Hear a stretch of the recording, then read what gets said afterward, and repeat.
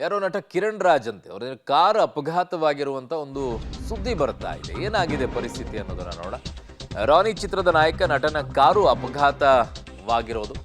ನಟ ಕಿರಣ್ ರಾಜ್ ಕಾರು ಅಪಘಾತವಾಗಿದೆ ಅಂತಿದ್ದಾರೆ. ಸೊ ಬೆಂಗಳೂರಿನ ಕೆಂಗೇರಿ ಬಳಿ ಡಿವೈಡರ್ಗೆ ಕಾರ್ ಡಿಕ್ಕಿ ಹೊಡೆದಿದೆ. ನಟ ಕಿರಣ್ ರಾಜ್ ಎದೆ ಮತ್ತು ಕೈಕಾಲಿಗೆ ಗಾಯವಾಗಿದೆ.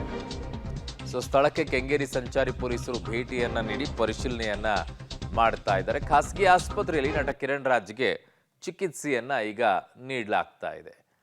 ಯಾಕೆ ಹೀಗಾಯಿತು, ಏನಾಯಿತು, ಬೆಳಗಿನ ಜಾವದಲ್ಲ ಅಥವಾ ರಾತ್ರಿ ಸಂದರ್ಭದಲ್ಲ, ಏನಾದರೂ ಪಾರ್ಟಿ ಮಾಡ್ಕೊಂಡು ಹೋಗ್ತಾ ಇದ್ರ, ಇಲ್ಲ ಯಾರನ್ನಾದರೂ ರಸ್ತೆಯಲ್ಲಿ ಅಡ್ಡ ಬಂದರು ಅಂತೇಳಿ ಅವ್ರನ್ನ ರಕ್ಷಣೆ ಮಾಡೋಕ್ಕೆ ಹೋಗ್ಬಿಟ್ಟು ಎಲ್ಲಾದರೂ ಗುದ್ದಿದ್ರ, ಇಲ್ಲ ಕಂಟ್ರೋಲ್ ಸಿಕ್ಕಿಲ್ವಾ, ಏನಾಗಿದೆ ಎಲ್ಲವೂ ಕೂಡ ಮಾಹಿತಿಯನ್ನು ಪಡ್ಕೊಳ್ಳೋಣ.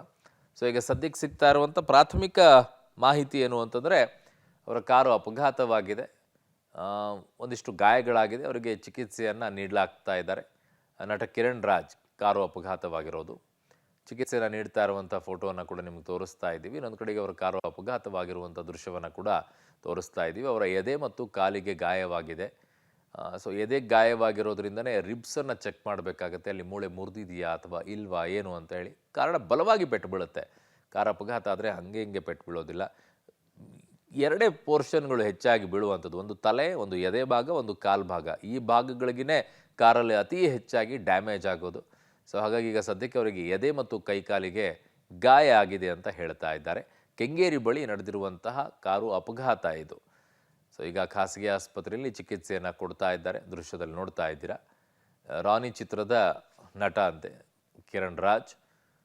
ತುಂಬ ಜನಕ್ಕೆ ಇನ್ನೂ ಪರಿಚಯ ಆಗಿರೋದಿಲ್ಲ, ಹೊಸ ಚಿತ್ರ ಈಗಷ್ಟೇ ಬಂದಿರೋದು.